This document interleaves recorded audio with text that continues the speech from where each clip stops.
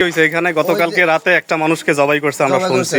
ওই যে মহিলাটার কাছে যে ছেলেটারে জবাই করছে, ওই ছেলেটা 12 লাখ টাকা পাওনা পেয়ে। মানে ছেলেটা 12 লাখ টাকা পায় মহিলার কাছে। ওই মহিলা ছেলের বাড়ি হচ্ছে ওইদিকে, আর এটা হচ্ছে মহিলার বাড়ি।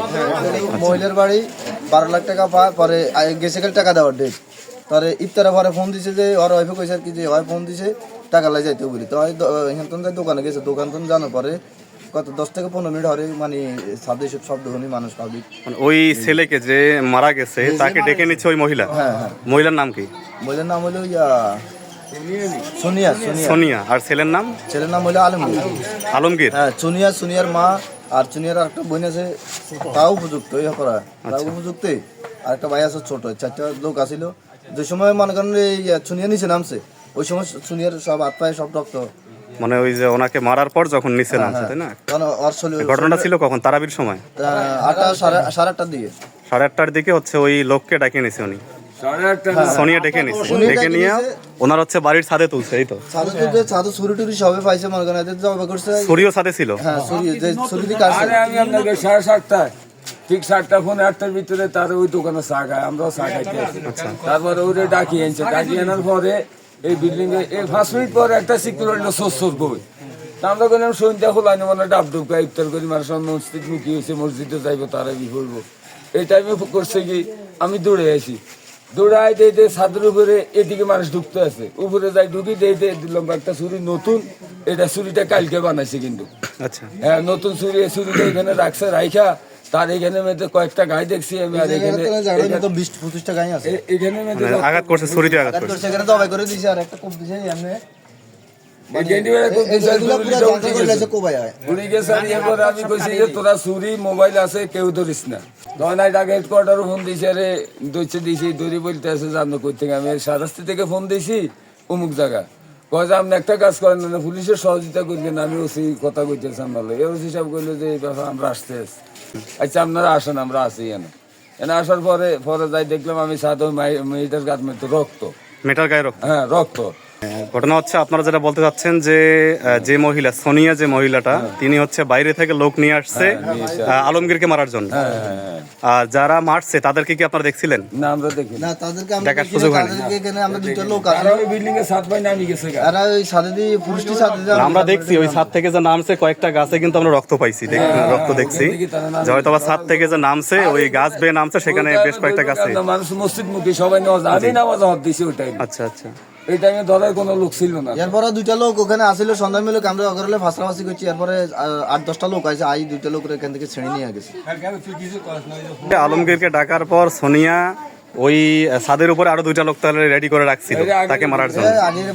দুইটা না তিনটা কইতে পারি না, শক্তিশালী কাপড় গাছের কাম করে, বটবড়ি চালায়। এর কাছে দুই একটা লোক কিচ্ছু না, যারা মারছে এর কাছে দুই একটা লোক কিচ্ছু না।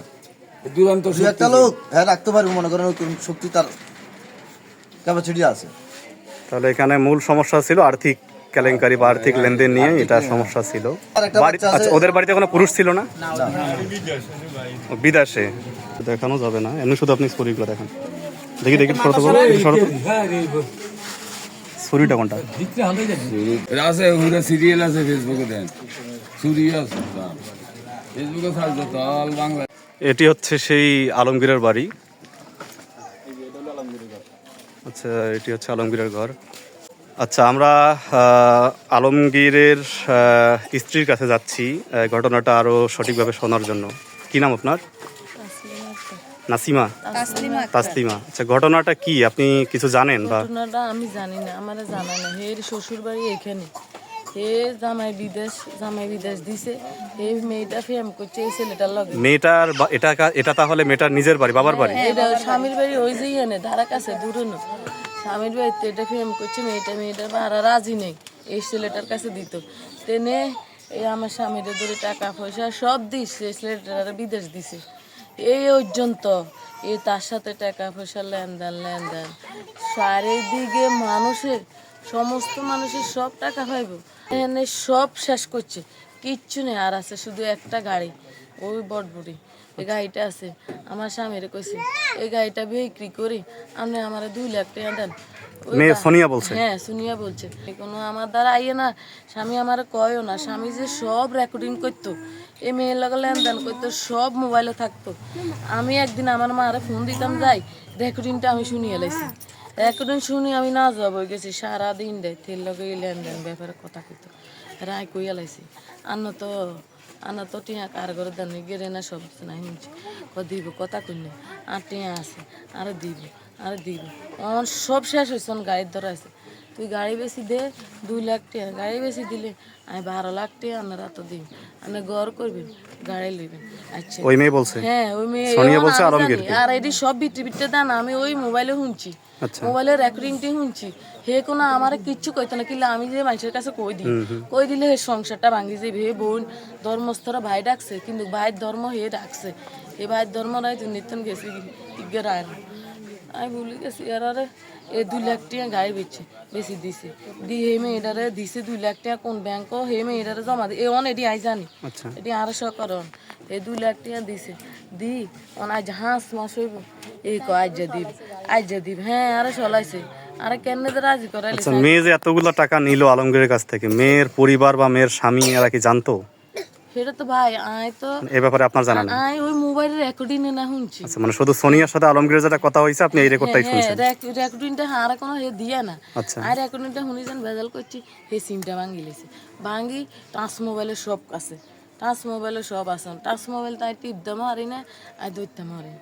এর 2 লাখ টাকা দিছে আইও দিছে এন আই এগে নিমে দে আই শিওর হয়েছে আর হেগে নিমে দে তারা আচ্ছা। তো দিছি হেগে 12 লাখ টাকা দিব, দিলে ঘর করবো দুয়ার করবো গাড়ি কিনবো অনেক আজ্জা বানা আজ্জা দিব কাল্লা দিব গরু দিব হে তোর দেয় না হ্যাঁ না মানুষ বহুত টিয়া মানুষের মাংস হইবে মাংসও সাপ দেয় মানুষের আজ্জা দিব ও হিগে জবান দেয় সব জবান সব। উনি যখন দিতে চায় তখন উনি অন্যদেরকে সময় দেয় বা হ্যাঁ, কথা ওই দেয়? হিগে জবান দিলে হিগে দেয়। আচ্ছা, আচ্ছা। তো হাতায় জবান মতন দেয় না, এত হারা না, তো এত মানুষের কথা আর লাস্ট ফার্স্ট যে ফসুকা আমি ওই এনে বলিস আমি অসুস্থ যে 1 মাস ঘরে হয়ে আমারও শেষ করে লাইছি মনে আরো শেষ না করে আর ঝামেলা শেষ করে হিয়েন তো আরো বলাইনি কয় মিয়া আইকে কিতে পাং বই যাবি আইকে কিলে তো বই যাইতাম আর মরি যাই গিয়ে যাইতাম কয় টানি নিছে কয় আর মা বাইত নেই আর সেই রূপে নিছে কয় যদি তোর জামাই আই 6 লাখ টাকা 12 লাখ টাকা দিন। মানে এটা কি গতকালকের ঘটনা? হ্যাঁ, গতকালকে সোনিয়া বলছে যে আপনার জামাইকে ঘটনা 6 লাখ টাকা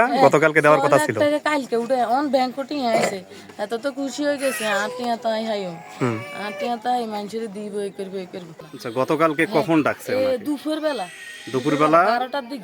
12টার দিকে বেতন নিয়ে সিঁড়ি খুব ভয় করেছে কত জামারে দেয় যায় 12 লাখ টাকা দিন তুই জানো আপনি গেছিলেন ওই বাড়িতে? না হিগে আরে নিছে এ বেতন নাই নিছে আপনারে সোনিয়া ডেকে নিছে ওর বাড়িতে যে আপনার জামাইকে 6 লাখ টাকা গতকালকে দেওয়ার কথা ছিল? দেওয়ার কথা ছিল আজ জামাই ভাঙি আনতো না আজ জামাই 12 লাখ এত তোরাইন আজ জামাই 12 লাখ টাকায় আপনার জামাই নেবে?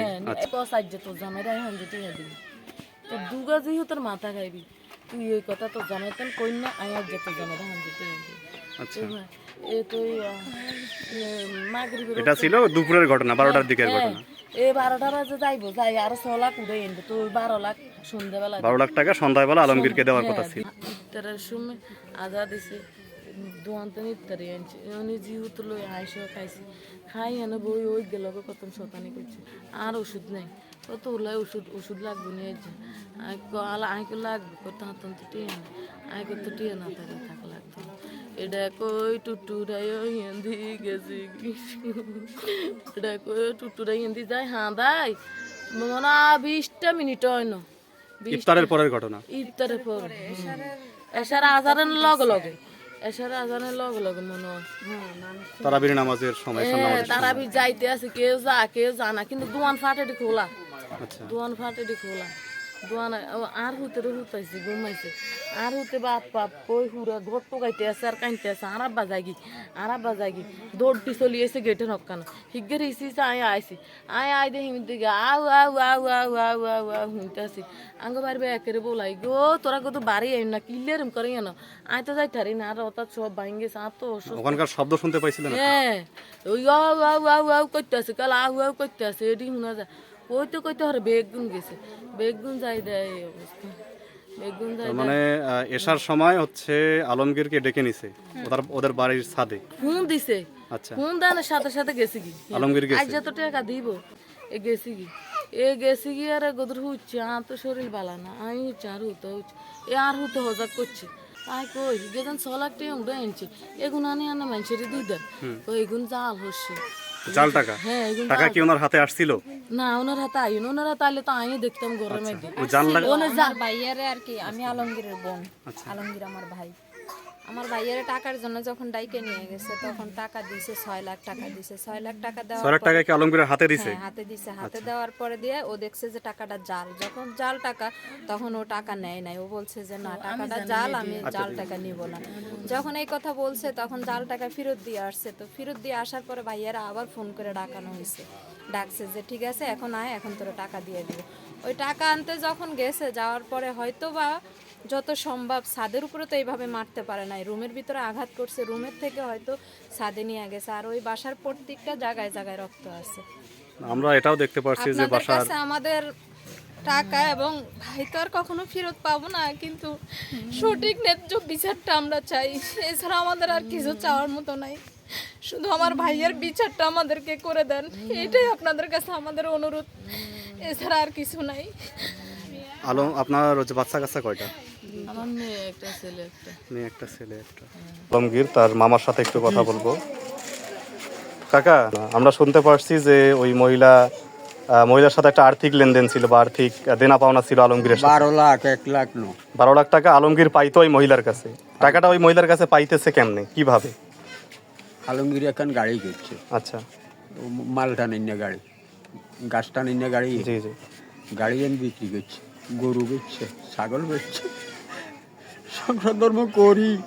ব্যাগ মহিলার কাছে দিছে, মহিলার স্বামী খায় সৌদি আরব। আর তারপরে আমরা যেটা শুনলাম সেটা হচ্ছে যে সোনিয়া নামের যেই বর্তমান আর আসামি, ওনার কাছে হচ্ছে এই বাড়ির আলমগীর উনি 12 লাখ টাকার মতো পায়। আমরা যেটা তার পরিবার এবং আশেপাশের লোকদের জবানবন্দিতে শুনতে পেরেছি যে 12 লাখ টাকা পায়। টাকা দেওয়ার নাম করে হচ্ছে সোনিয়া ডাক দিয়েছিল তাকে।